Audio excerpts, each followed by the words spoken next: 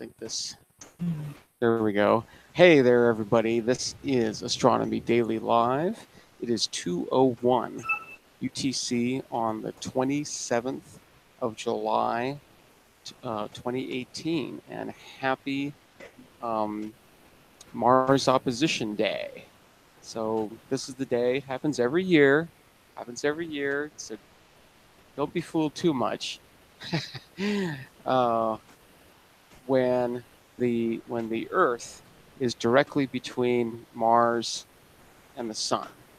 So that's that's a happy occasion, and it's a shared experience, and that's one of the things that I like to talk about um, on this live stream are the things that all of us humans can experience simultaneously. Um, Most of us aren't even aware. Most of us don't even care, right? Who cares if Mars, you know, is exactly opposite the sun? Who cares, right? So, but some of us care, and that's all that matters. So, yeah. So it is Opposition Day. I guess there's a lunar eclipse as well.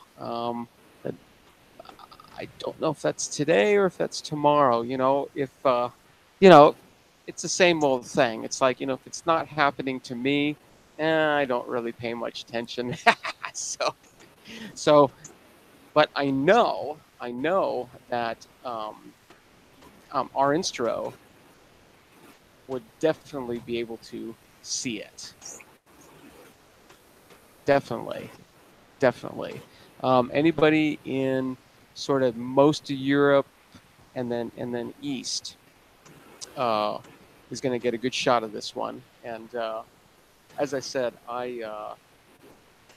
15 more hours. Okay, you're going to see that down in Australia. That's cool.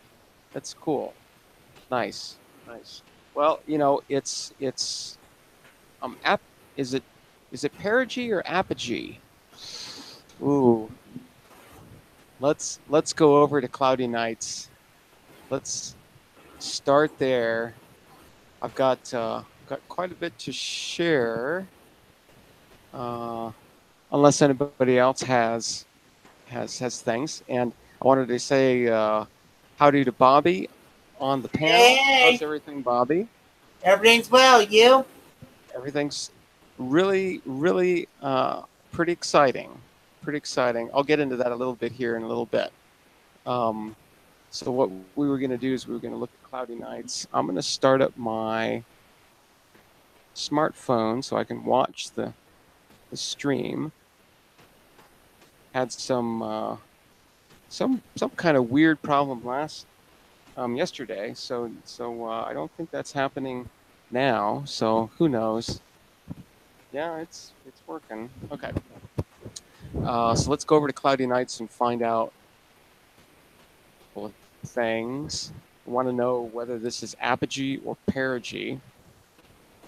So apogee is when the moon is furthest away from the Earth, and perigee is when it's closest, Hey, because the Danielle. moon. I was telling Yeah, Danielle. yeah, cool. Here,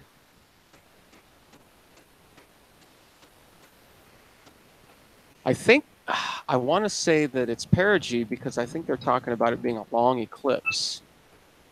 So moon. Oh, okay. It's an apogee. Okay, so it's actually a very short um, eclipse, short time period, because the moon, the apparent size of the moon is small. So it just takes the shadow of the Earth um, less time, because it's physically smaller, right? So cool. So that's happening. That eclipse, right, is happening at 20. Well, okay, that's full moon. So 2021 UTC today. Okay. So yeah, that's in about let's see, it's 2:06 now, and they're talking about 2021. So that's like 18 hours away. I think that's right. If I've got that right, I think that's 18 hours away. 20 minus 2. Yep. So very cool, very cool. All right. So yeah, lots of interesting things astronomically speaking are happening today, right? We have the opposition to Mars in a couple hours, in a few hours, and then we have a lunar eclipse later in the day. So that's pretty cool. It's pretty cool. That those two things happening on the same day. That's that's pretty rare, right? That's pretty rare. That'll probably never happen again in our lifetime. So yeah, that's pretty rare. So very, very cool. Glad, it's always uh, really interesting to uh, to witness either kind of eclipse, either a lunar eclipse or a solar eclipse. And so yeah, if you get a chance, go out and I mean, these events take several hours, right? So what what what I do at, uh, actually in both cases is I'll go out sort of beforehand, right? And I'll look up if the moon is out. Uh, I'll look at it, and that's sort of my baseline. It's like, okay, there it is. It's this bright. It's this size. You know, all of that. And then I usually know, what time the eclipse is starting. So I'll be out then so I can, sort of start to see the eclipse um, start. And then I'll go back out in maybe half an hour or so, and I'll look again and I'll see the shadow of the Earth has moved, and and uh, and that's actually the moon moving into the shadow of the Earth, right? So I mean, it's all relative, but yeah, it's the actual orbital motion of the moon moving through the shadow of the Earth, which you know, if there is no moon there, is there a shadow? Hmm. But yeah, so I'll do that. I'll probably go out, like um, I'll know when mid eclipse is too, and the end of the eclipse, and and um, and uh, and so yeah, I'll go out every 15 to 30 minutes, take a look up, see what the progress is. Make sure that the shadow of the Earth is actually round, as opposed to like that or something. So just checking, just checking. Um, every time I've seen it, it's been nice and round. Yeah, that's I don't think that's a problem, but you never know. So you never know. So yeah, very, very, very cool to see, um, to witness, the entire thing if you can. Um, very, very awesome. As I said, lunar eclipses, they happen a couple times a year, and most of the time, at least half the planet can see it, right? Um, so we over in the Western hemisphere are not going to see it. The moon isn't going to be up, so that's fine. We will catch the next one. In fact, one of my first outdoor live streams was the last lunar eclipse I think it was the last one that actually took place. So that would have been, yeah, about 6 months ago or so. So that's about right.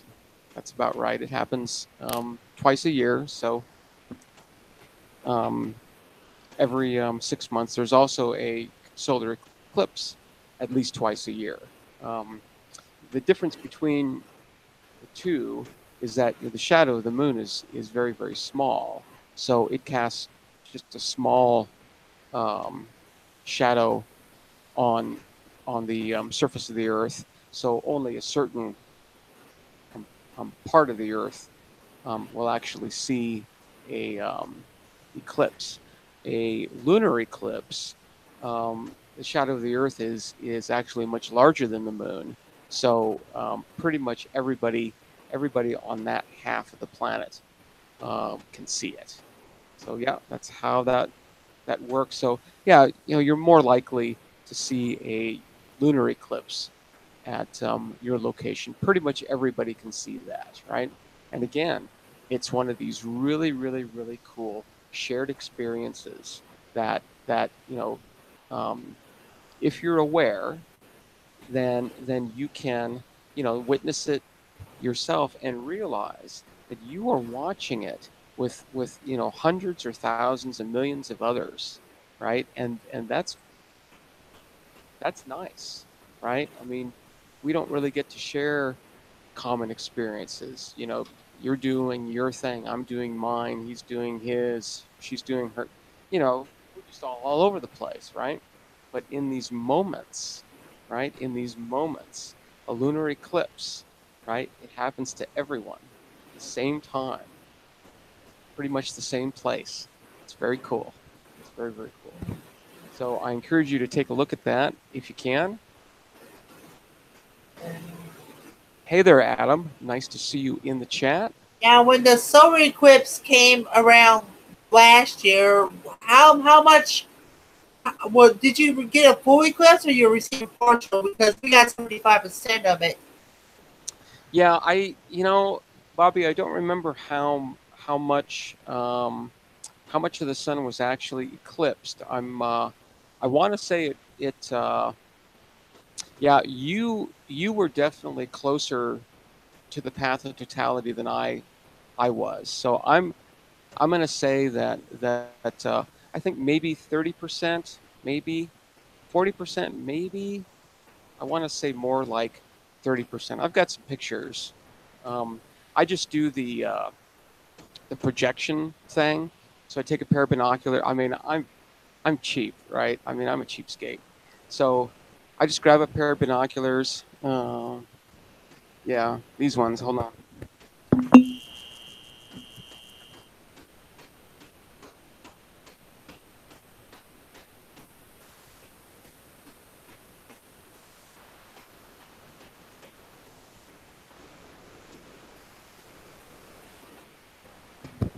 So I just get this cheap pair of binoculars, right? Doesn't really matter what they are.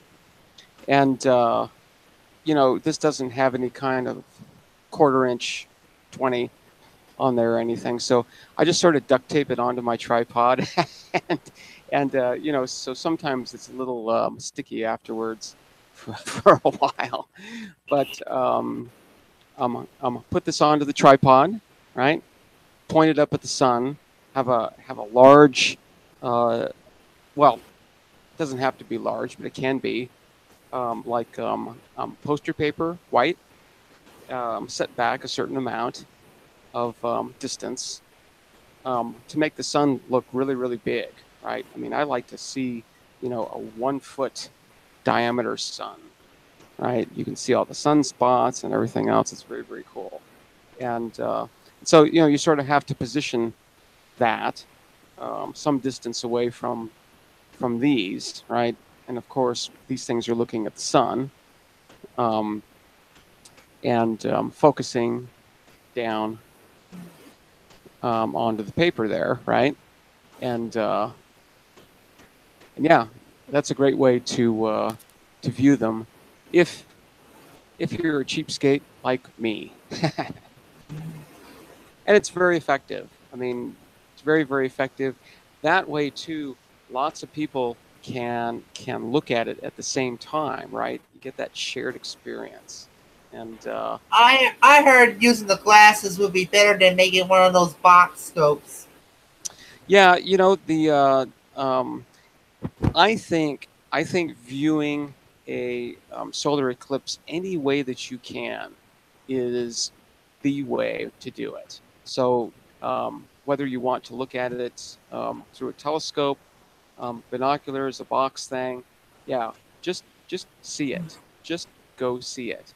And what I like to do um, is uh, during the eclipse, right?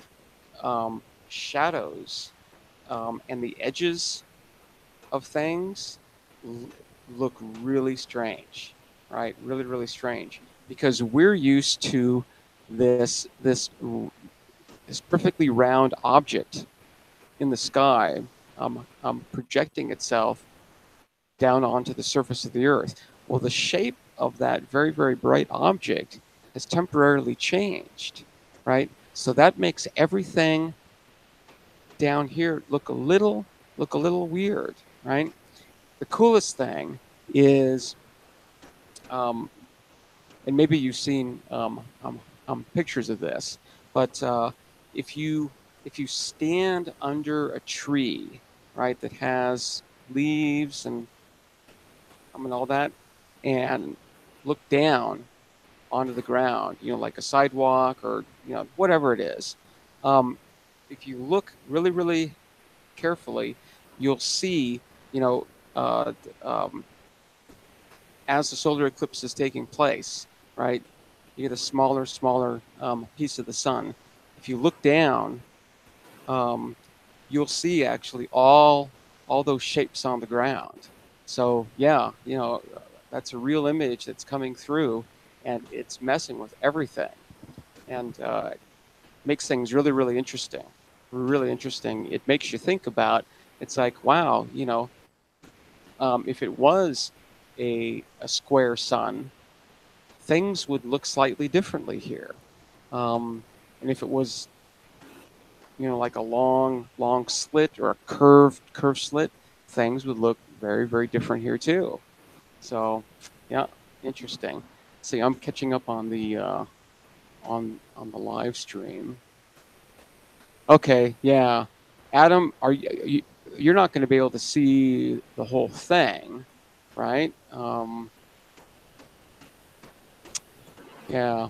And to answer your other question there about the space station, yeah, we use, well, I use cloudy nights, not not cloudy nights, um, heavens above, and that usually does a pretty good job. And once in a while, I don't, because this is a live stream daily, right? It's like, I don't want to get into too much repetition, right? So I think we look at heavens above.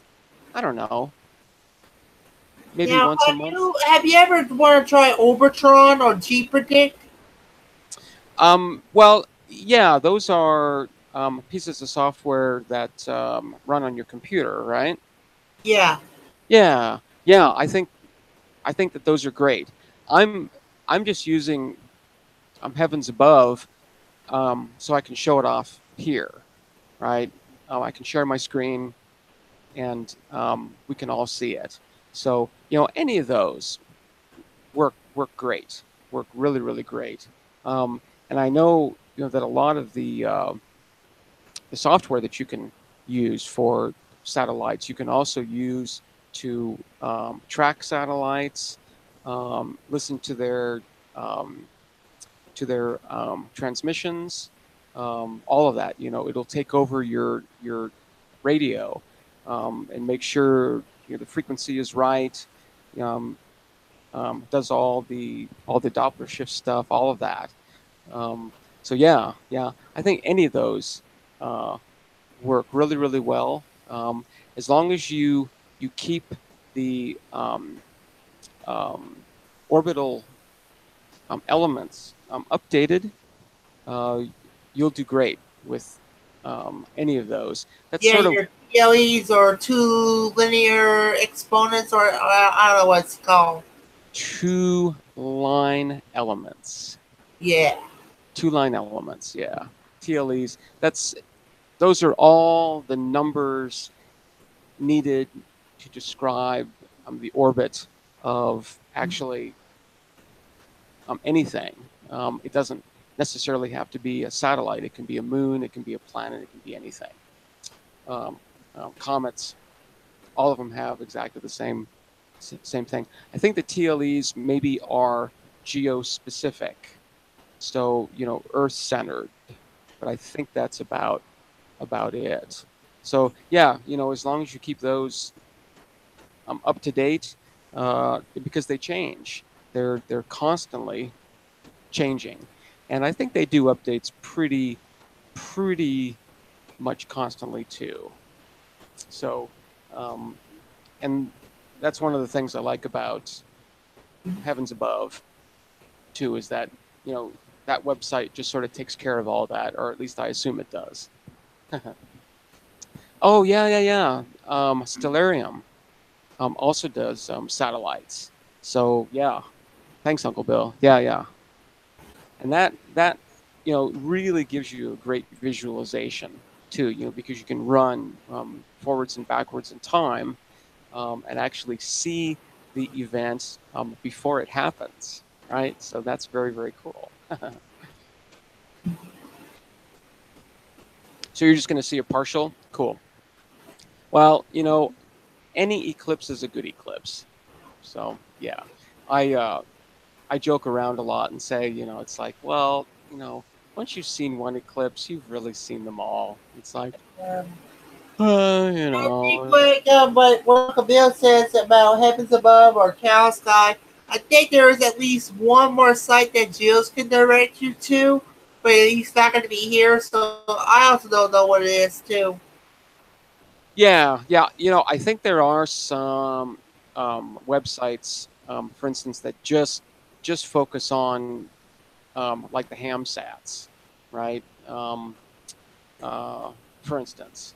So yeah, yeah. I think there are quite a few resources um, out there for sure. And one of the cool things, right, about observing satellites is that you know you shouldn't use a telescope or binoculars, right? You just want to look up um, and watch these things go, right? Now, if you want to try to photograph them, um, then you're probably going to have to use a telescope. And if you haven't checked out those kinds of things, do so, because you can see, there's some folks on the web who are photographing, the space station, um, and getting some really, really nice um, pictures. You can see the solar panels when there's a module like attached, or um, like a Soyuz or SpaceX or any of those. You can actually see them, right? It's very, very cool, very cool. All right. So let's see. How are we doing here? So yeah, one the one piece of exciting news that I can bring you is that I've started working with this this guy here, Inagra Observatories. He's actually pretty near me, and for the past several years, what he's been doing is he's had a contract with NASA to do follow-up observations of of um, of uh, of near Earth asteroids. So a survey like the Catalina Sky Survey will find new asteroids, but what's required are these follow-up observations to not only determine their orbits, but also to get information about how bright they are, maybe how far away they are, what they're made of, that kind of stuff, right? So actually been under contract for the past few years by NASA to do that. He's got a let's see, yeah, he's got a 32-inch scope and a 16-inch scope, and well, the NASA contract is, I believe, it's done. It's done. So he's sort of uh, not quite sure where he is in the process. He's maybe most of the way through transitioning back to being a robotic observatory, so he can sell telescope time. His focus is going to be on professionals, though. So things like SLU, which is like extremely awesome, sort of caters to the amateur um, uh, group, more or less just taking pictures, good pictures, right? I mean, nothing against them at all, um, but that's sort of where it stops. And professional astronomers want you know photometric results. They want spectroscopy if they can get it. Um, you know different different needs, right? So he's sort of moving back towards that model, and he's got the facilities to do it. And I've actually wanted to hook up with him for uh, at least a couple years now, and I I noticed the other day that he posted here. We can sort of go through a few of these. Um, this hasn't been updated in quite a while. So, but I noticed that he posted a thing the other day saying, "Hey, WordPress? Can you work on websites?"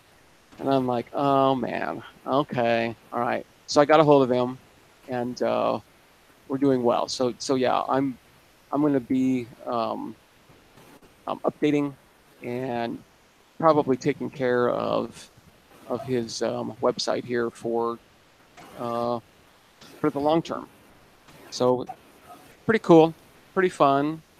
Um, he's he's uh, he's getting into spectroscopy too. So if um, if he can offer spectroscopic data, then for sure the professionals are going to be really interested.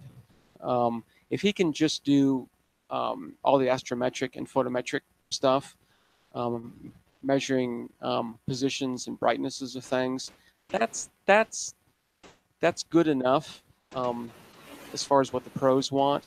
But if he can do spectroscopy as well, then then that's absolutely fantastic. I think he'll have a good market there for that. Let's see if we can.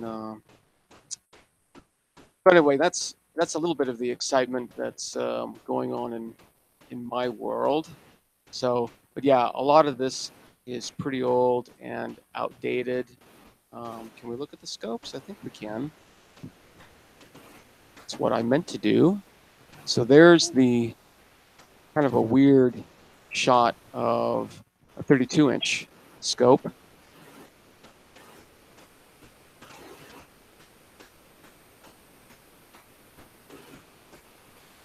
32-inch. Anyway, on and on and on there. So we can look at the other one. Whoop.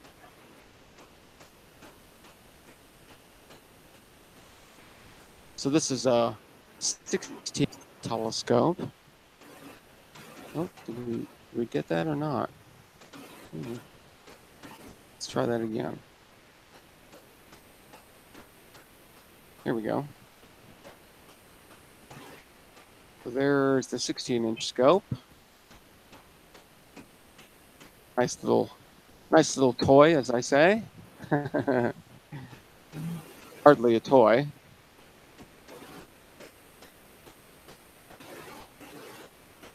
So yeah, that's some of the excitement. That's pretty fun.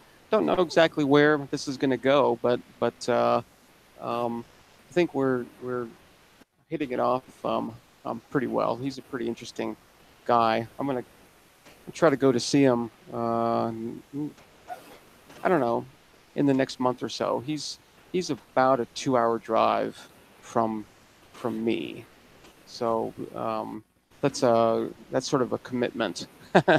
That's 4 hours of driving uh, in one day. So yeah, that's sort of a commitment, I would say. But yeah, probably worth it. See his facilities, see what he's up to. So very, very cool. Well, let's do something that I haven't done on the live stream yet, and that is let's let's look at this website called Horizons.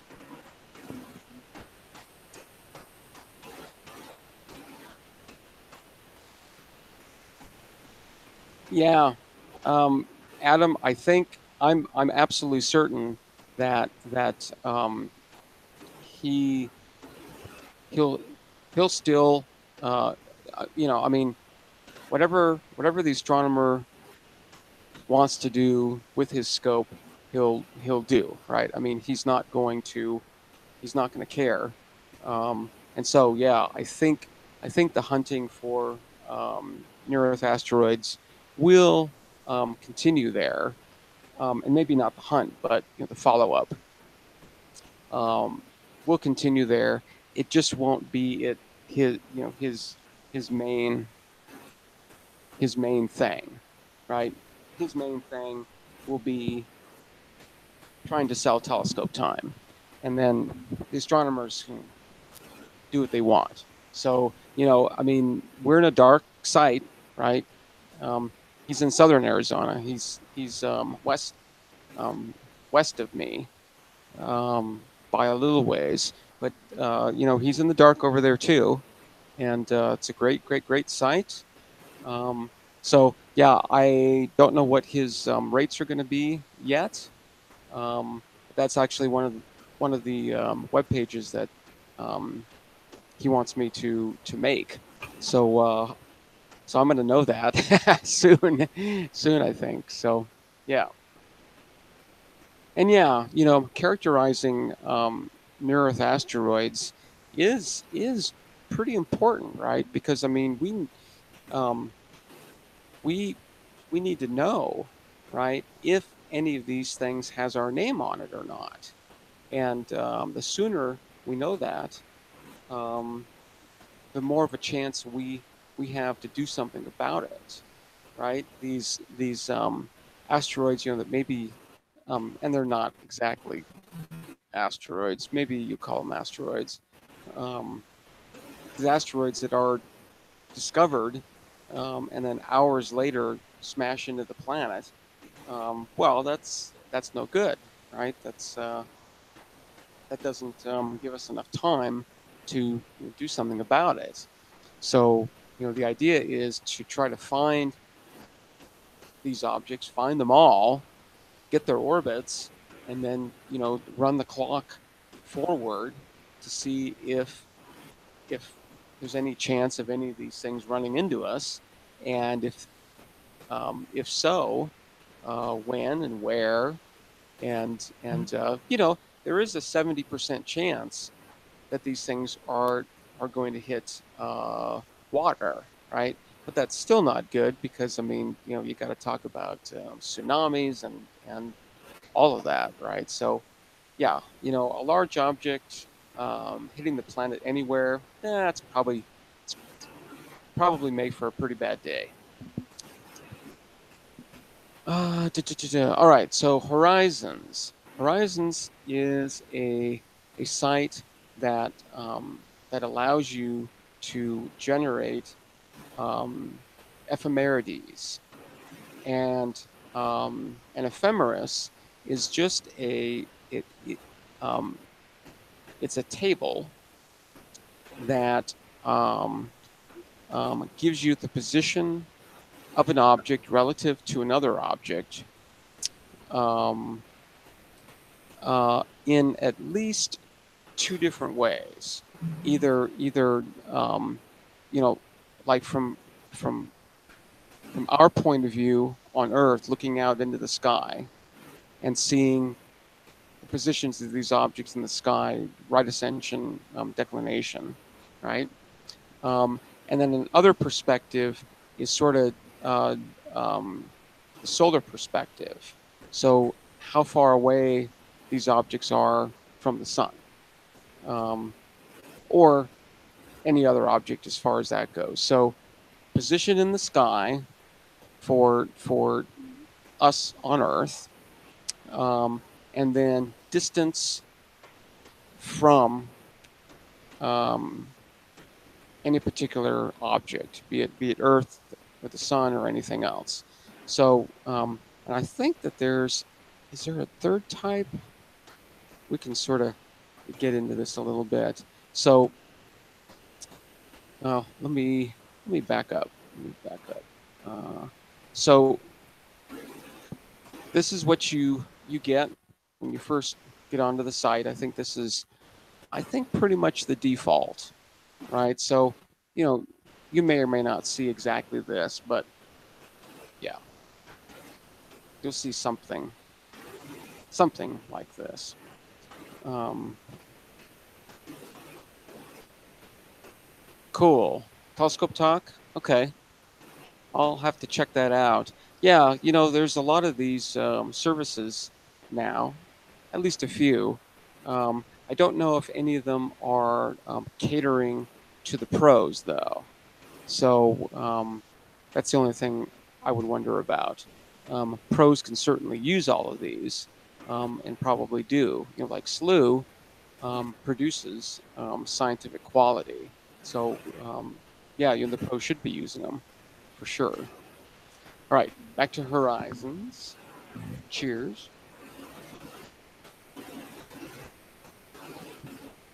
So you have all of these things that you can change. So you have an ephemeris type, and that's what we were getting into. A target body, which is the object that you're observing. Uh, observer location. There's a time span, so you can give it a start and a stop and a step. And then a whole bunch of table settings. And I think the display output is pretty limited. Let's look at that. Yeah, so HTML, text, or it'll prompt you to download a file. So, all right, so let's get into this a little bit. So if you choose an observer table, that sort of assumes, right, that you're standing on the Earth. And it's going to give you a right ascension and declination in the sky of your target body based on the observer's location.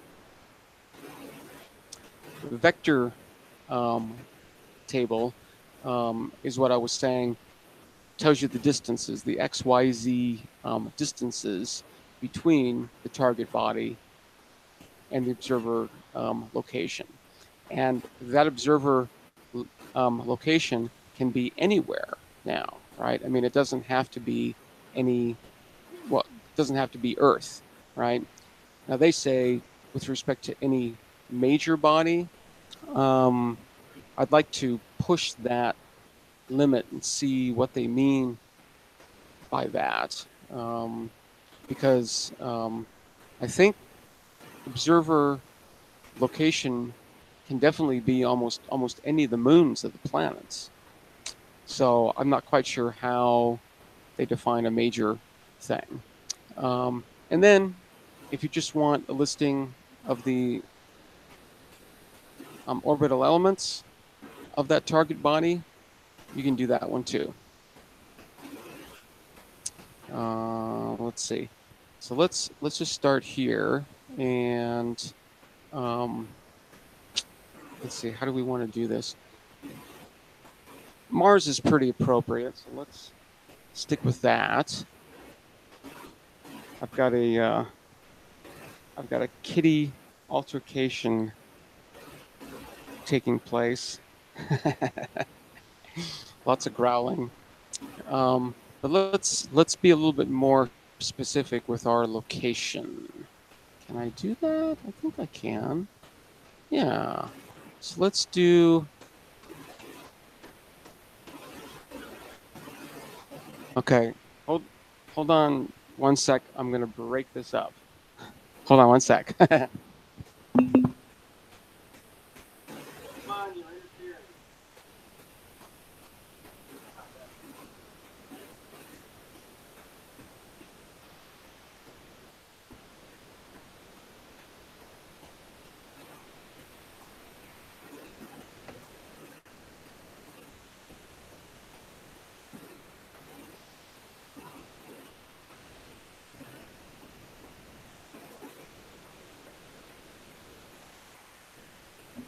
All right, altercation dealt with. So let's see. Oh, I thought this was gonna. Didn't it? Oh, I chose the observatory one. Wow. Let's cancel that. Let's try again. Let's see. I thought I chose Arizona, but maybe I didn't. Oh, display cities. Here we go. I just misread that. So let's see. I'll pick one that's pretty close. I don't live in a city, so doesn't particularly matter. What's the closest one here? Oh, that one's pretty close. Okay, so now we're going to look at the right ascension and declination and a few other things relative to this longitude and latitude on the Earth, right? So now let's look at this time span, right? So there's some presets that you can do, or you can just set your start and stop time, and there's a number of ways to do that if you wish. This is the one I always use. So today is the 27th. So this is going for about a month or so, and the step size is every day. Let's see. Let's change that to every hour. So, if I wanted to do 2 or 5 or whatever here, I could do that too, right? But let's just do, so from July 27th, I think we can specify a time too. Let's do that. So that's 0 hours UTC, of course, to 0 hours UTC, right? 0 hours, 0 minutes, 0 seconds. So then that should show up here. Yeah, it does. Step is 1 hour. So now table settings, there's a whole bunch here that we can set. So right now, the default is to show the RA index, visual magnitude. Range is just the distance. The angle between the sun and the observer and the target. And that's it. So, let's, is there any other, let's see how fast it's moving. And look at that. You can see what constellation it's in. Oh, I think we already know that Mars is in Capricornus, isn't it? Is it that, or is it the one next to it? I don't remember.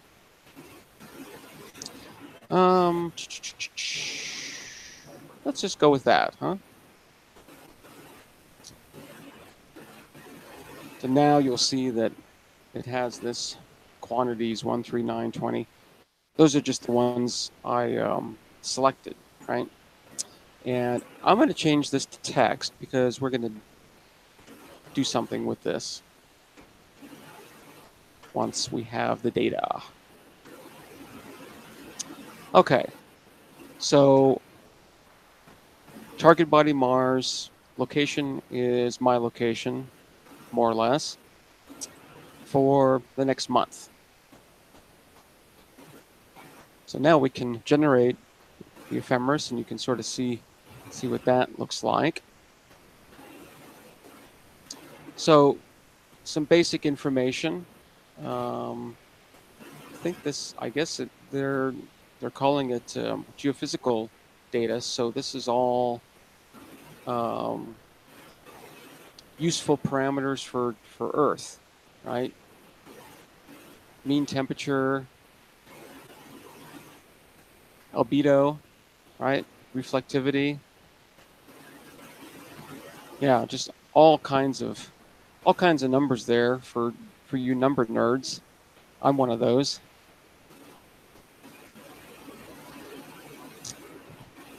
So here, just sort of saying exactly the same thing again, right? Target body, center body, all kinds of numbers. And then here's where we really start to play with the numbers. So this is just a big long table, right? Here's the date and time. So here's the date, here's the hour and the minute. And then here is the right ascension. Here's declination. And I guess we did velocities too. So that's what this D RA is. It's just the delta RA. Apparent magnitude, yep, negative 2.78, nice and bright. I think these numbers are in astronomical units, so like 0.38 AUs. I don't remember what those are. We could look those up. Yeah. So this is done for every minute, every hour, sorry, every hour for a month. So 0 hours, 1 hour, 2 hour, 3 hour. Yeah, for every day of the month. Oh, I wonder if I can. Yeah, we're just going to go through all that. I wonder, let's go back and see if I can get decimal time and decimal RA and DEC. Let's see. Be nice if we could get decimal time instead of. Yeah, I may not be able to do what I was going to do. Uncertainty. Yeah. Oh, shoot. I don't think I'm going to be able to do exactly what I wanted to do. Wow.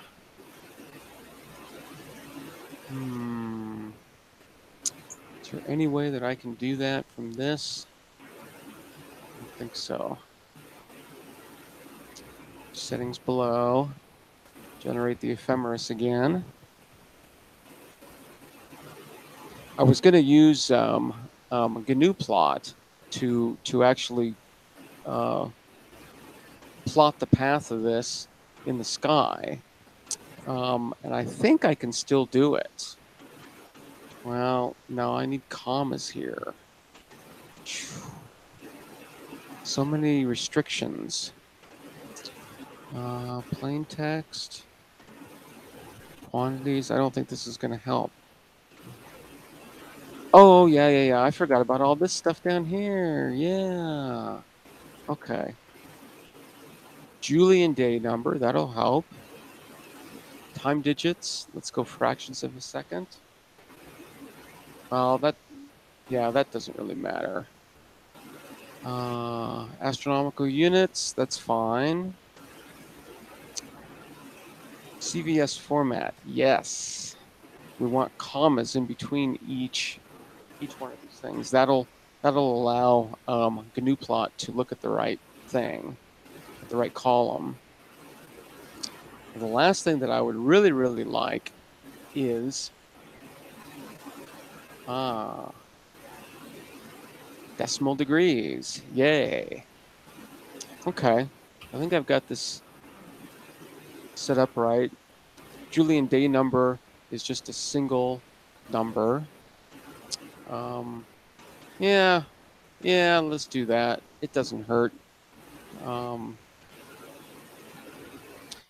We're gonna get the time off of that anyway, so it doesn't matter what those are. Okay.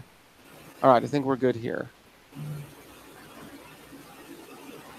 Yeah, I think we're good here. So use settings above. Okay, so now there's a few more things here, but now let's generate the ephemeris, and you'll see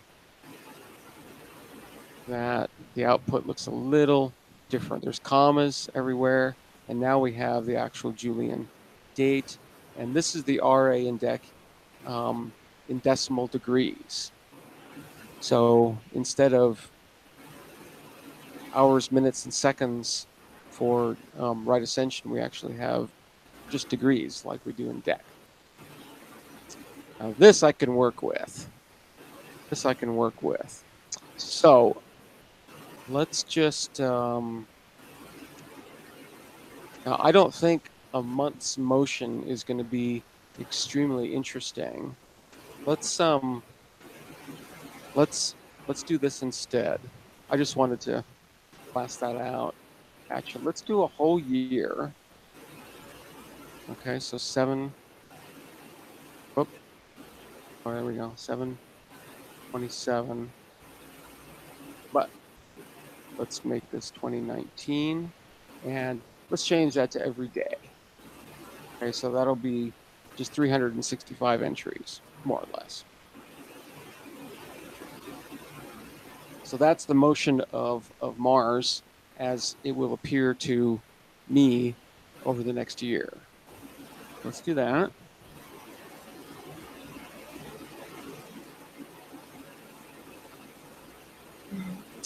And let's see. Yeah, let's see. So now it's just doing it every day. All right, 26, 27, 28, 29, blah, blah, blah. Yeah. So this is the Julian date. That's a different way of measuring the day. As I say, when you get into astronomy, one of the first things that you have to deal with is how we measure time. There's lots of different ways of doing that. All right, I'm just going to grab all of this. Shouldn't be very many of them. And I see on my far right that it was in Capricorn, it was in Aquarius, now it's in Pisces, now it's in Aries, Taurus, Gemini. It's going to get through almost all of them, huh? Cancer, it should go through all of them in a year. Okay, whoop, there's the end of that. Whoop, went too far. Not easy doing this with one hand. Okay. Oh man, I lost it. Let's try that again.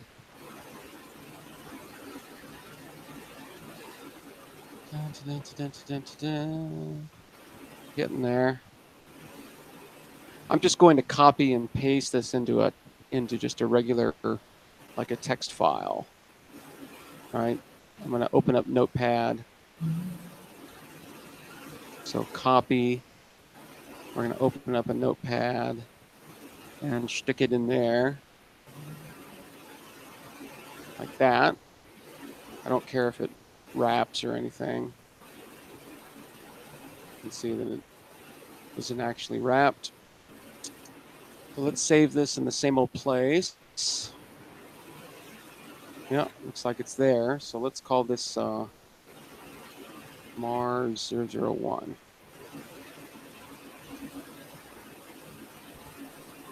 So there we go. So now let's start up GNU plot,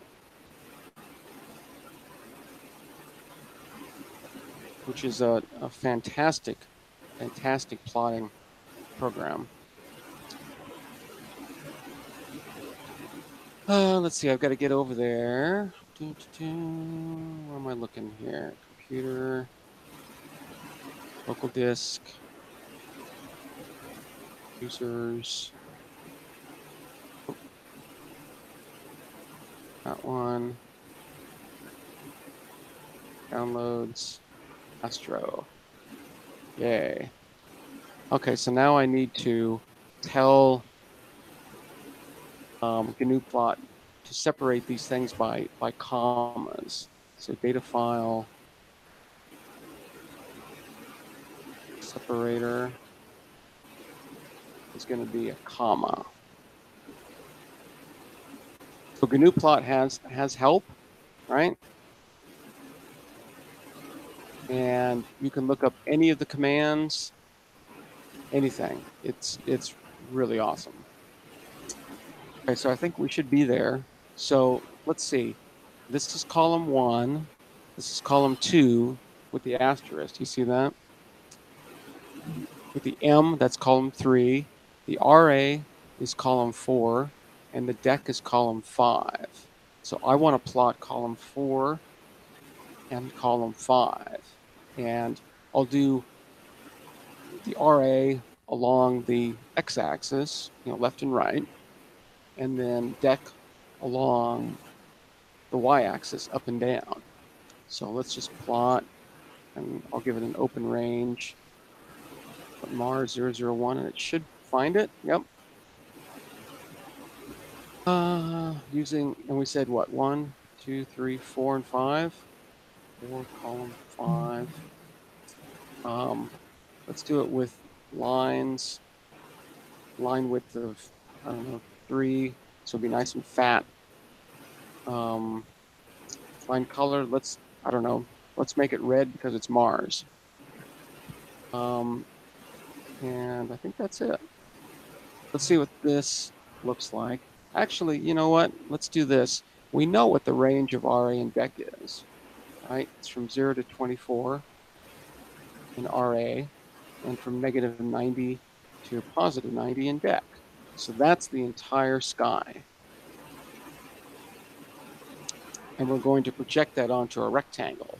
So it's definitely not going to look like this in the sky, but it'll at least show us the position of Mars as it moves through one Earth year. So there we go. Is that right? That doesn't look right. Maybe it is. So it moves. Am I getting this right? No, I don't think I've got that right. 1, 2, 3, 4, and 5. What have I got wrong here? Oh, stupid me. Yes, RA does usually go from 0 to 24, but this is in decimal degrees. So I need to go from 0 to 360. There we go. So the only thing that I don't like is that line right there. So let's change this to points, because then it won't do that. And a point type, a PT of 7, that just means a solid dot. Points. A little fat. That should actually be point size. Well, let's go a little bit smaller. 0.2. Here we go.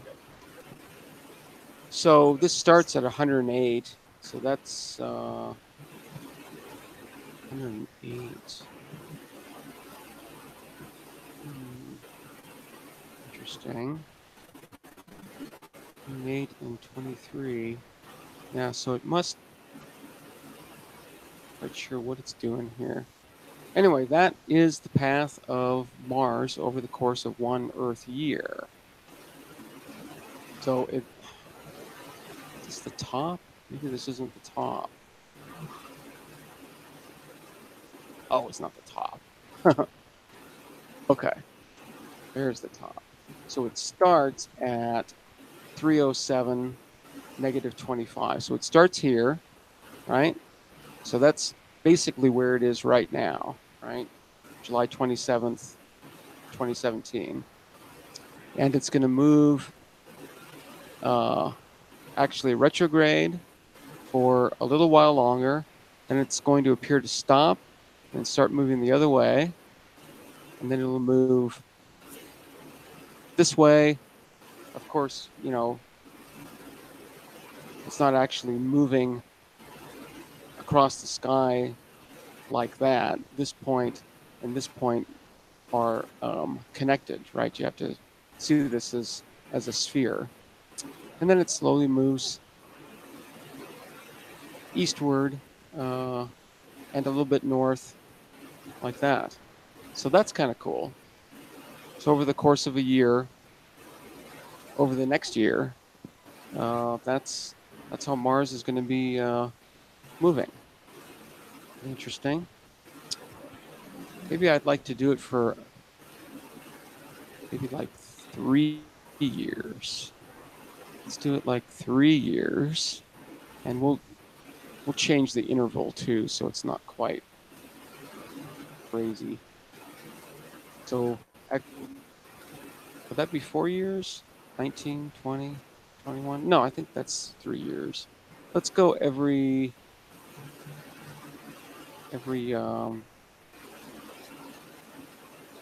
well, let's go every 30 days. Go every 14 days. Gotta have a little bit of resolution there. Okay, so start and stop change. The step is now 14 days. Keep everything else exactly the same. And there we go. Now, another way that I can do this is I can just copy the whole thing. And let's see, let's put in a new one here. Paste it up, and then we'll just delete. Let's see how easy this is. Oh, not letting me scroll down. Oh, I can only do one. Uh-oh.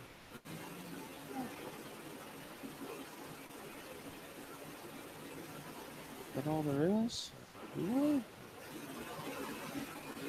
It's every 14 days. Is that right? 3 years every 14 days? No, there's something wrong with that. I think. Let's try that again. Let's see. All right, let's do it the old-fashioned way. Come on. Well, I guess that is it. 3 years every 2 weeks. Okay, so that's only 26 times a year. Let's change that. Let's do a little higher resolution than that. I'd like to get a few data points. How about every week? That's a few more. That'll give us what, like 156 data points? 52 times 3? That's enough. Okay, now this should work. Let's see.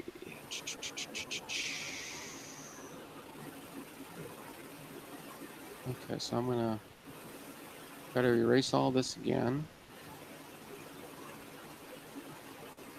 I don't know why it does that. I'm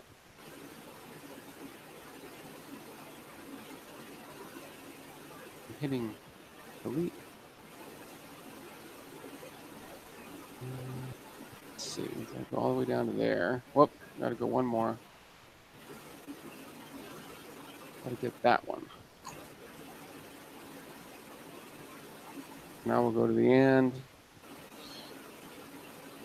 and grab the rest of these guys. Is that it? That's it. Okay, so now let's save this. Save as. We'll call it Mars 2.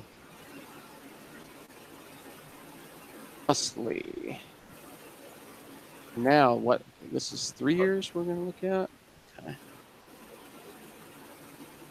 So it's all I got to do is just change that to a 2. Everything else should stay the same.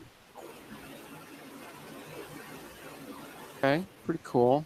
Kind of hard to see because they're starting to overlap a little bit. But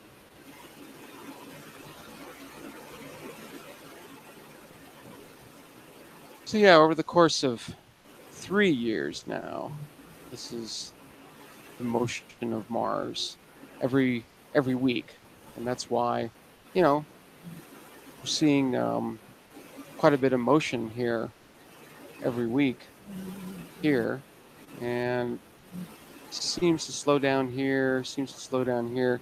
This, I think, is an overlap with another year,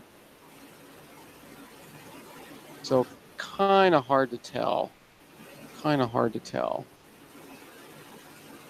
Let's go back to that other one where it was just the single year. Zoomed in like that. Yeah, that's pretty cool. So yeah, so these are at least some of the things that you can do with with this tool. It's really, really great because you can change the target body and the observer location to be pretty much anything you want. Anything. So let's change the ephemeris type to vector table. And we're just going to do like exactly the same thing. Yeah, same step time. Now, as you can see, this sort of set everything to defaults again. So the solar system barycenter, nah, let's make it Earth. And I think we're going to have a choice here of the Earth-Moon barycenter or the geocentric center. Let's choose geocentric. That's the center of the Earth. Oh, let me start up my Linux machine here. Keep track of the chat. Oh, I think my poor Linux machine. Oh no, it's not happy. So, okay, I can see the chat now. I forgot to start or to stop my live stream. So my poor Linux machine is having a little breakdown. Okay, I can't see any of the chat, but I know you guys are being good, so no worries. Let's see. So cheers.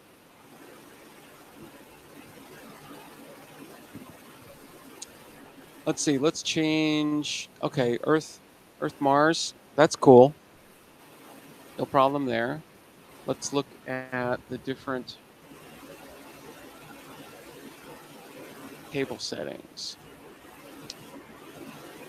So there's a type 3, which is just state vector, which is just the distance. I think that'll do. I think just as is. I think that'll do just fine. I think.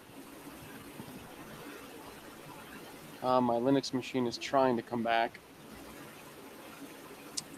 Okay, so we didn't change anything there. Well, let's look and see what it produces. So again, the basic information, right?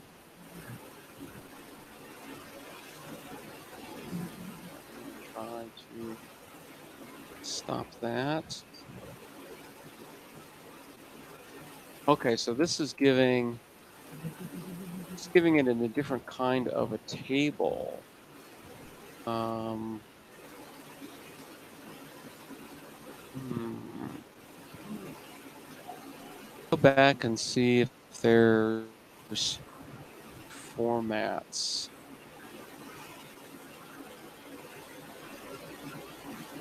Position. State vector is pretty much what we want. Range. That's what we want.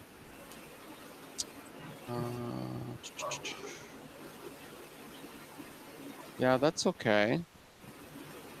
Output units and astronomical units, that's fine. No worries there. Oh, my Linux machine came back. Can't believe it. That's incredible. All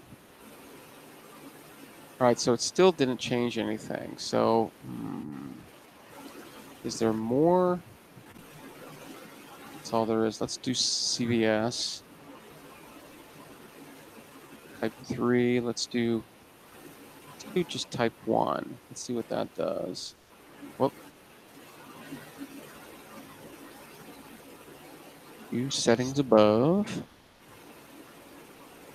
Generate ephemeris. Here we go. That's sort of what I'm looking for. I'm not quite sure what I'm seeing with X, Y, and Z. I'm used to seeing those as actual.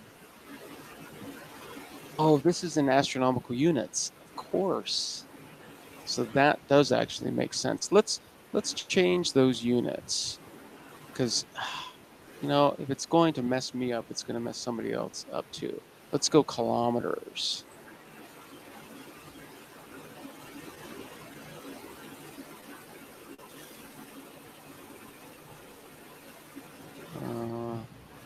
Oh, why did that change? Oh, went too far. Kilometers per second. CVS. I don't know why that changed back. Okay, so now let's try it.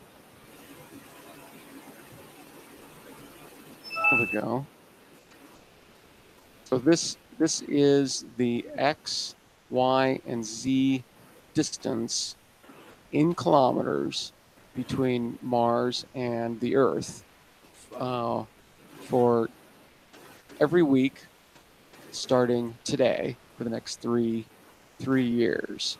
So we can look and see how these things change over time, how our distance between Earth and Mars changes.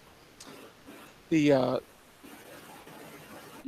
these coordinates, I guess, are centered on Earth, right? So whether Z is positive or negative depends on, I guess, Mars's position relative to the ecliptic. I think that's how I'm going to read that. Let's grab these and see what the distance between Earth and Mars does over the next 3 years. And we can look at this in a few different ways. We can actually look at it three-dimensionally. We can use all three of those coordinates, which will make it moderately interesting, I think. Okay, so let's save this. Come on. Save as. We'll call it Mars 3. Okay, so that's column 1. This whole thing is column 2, right? Because we're looking between the commas. So here's column 1, here's column 2. So column 3 and column 4 and column 5 are my X, Y, and Z. So over here, we can do, let's just look at, well, you know what? No, let's just go through the whole thing here. Do lines, line width 1, and color 8. And what is it? 1, 2, 3, 4, 5? 3, 4, and 5. And let's see, let's just let it auto range. I'm gonna just do that, and we've got to change this to an S plot.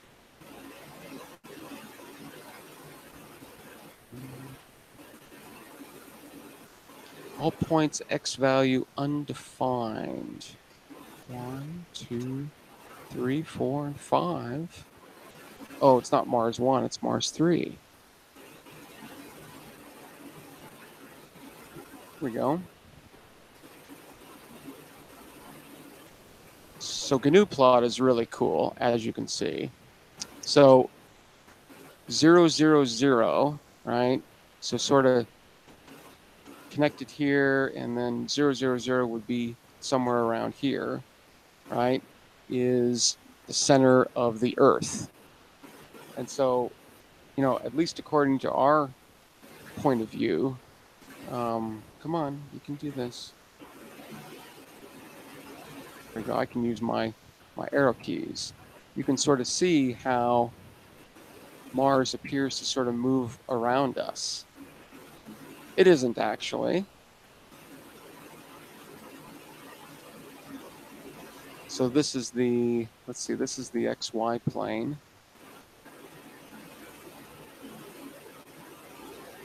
So I think, I'm not quite sure, I think Mars is here right now, right? So here's 1 year. Here's the beginning of, well, yeah, that might be 2 years. Anyway, it starts making some interesting patterns here, right? I mean, if we run this for 10 years, 20 years, it might make some interesting patterns. But you can also see, well, let's go the other way, that it's slightly not actually moving around us in a flat plane, right? There's actually quite a bit of vertical, you know, Z motion here. 8 million kilometers either way. So Mars is moving for sure. So yeah, that's just kind of a cool way to look at things. And again, you know, this is the distance between Earth and Mars over the course of 3 years. Pretty cool. Nice spirally shapes there.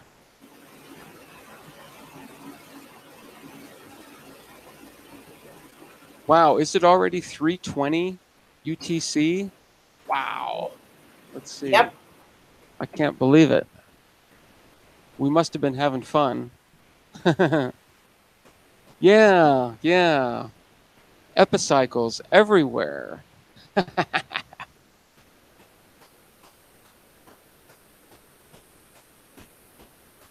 Yeah, this is just one of the many, many ways, you know, to visualize moving things in space, right? And I think it's appropriate, you know, to be looking at Mars on this opposition day. Now, I think I'm going to end this for today. But as I said, I'm going to keep my eye out. I'm going to keep my eye out. My conditions right now are, I think it's cloudy. I think it's pretty cloudy out there. I'm going to look at my satellite loop right now so I can give you a quick update, and then we'll get out of here. Ooh, it does not look good.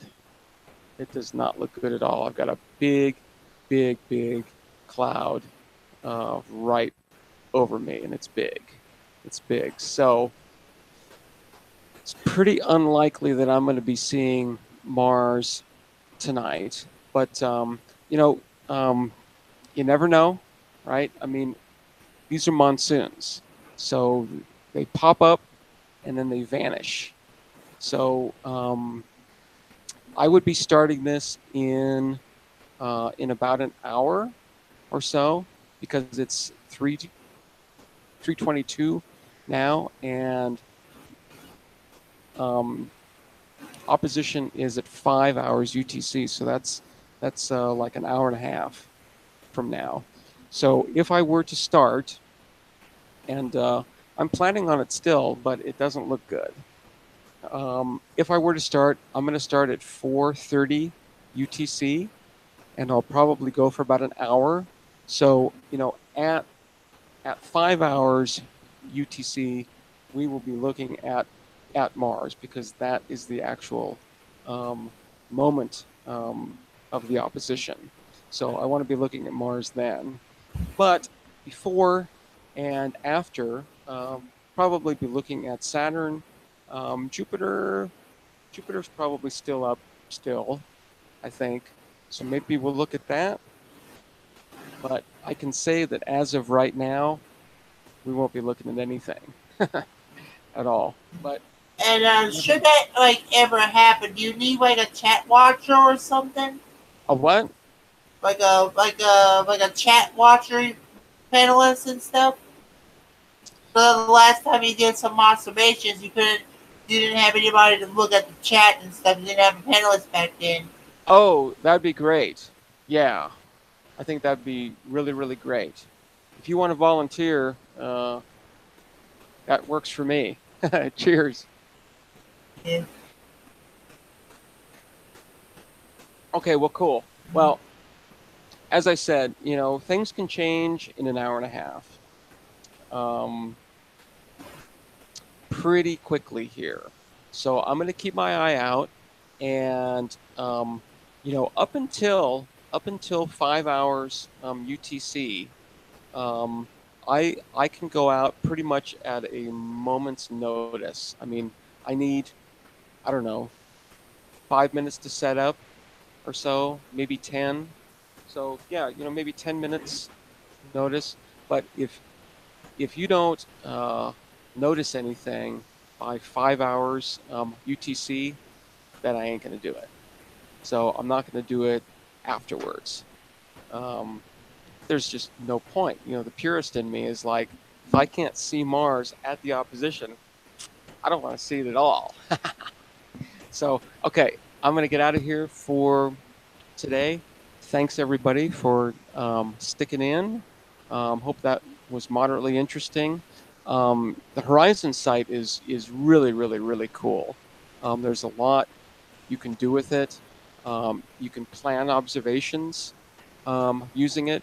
Um, if you want to, look at a particular asteroid or comet or planet um, on a particular date, at a particular time, at a particular place on the planet. Um,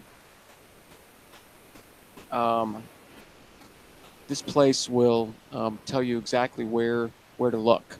So it's extremely awesome for Yeah. celestial navigation. The navigators, who are flying Juno and all the Mars things and all of that, they use this site to plan their spacecraft motions and all of that. So I mean, this is um, the site that the pros use, and I think it's great. There's a lot of information there. All those options and stuff. There's a lot of information there. So, I mean, if you really want to nerd out, right, on numbers, I mean, if you like, columns of numbers, just millions of them, right? This is your site for sure. Okay, I will see you on the spin tomorrow. Now, don't get dizzy, right? But this planet, man, is spinning like crazy. This planet is spinning faster than you can spin top, right? I mean, it's spinning a lot faster than that. So don't get dizzy. Hold on to your hats, right? You got to hold on to things. It's a pretty smooth ride, though. I can barely tell. Okay, take care, everybody. I will see you on the spin tomorrow. Bye. Later.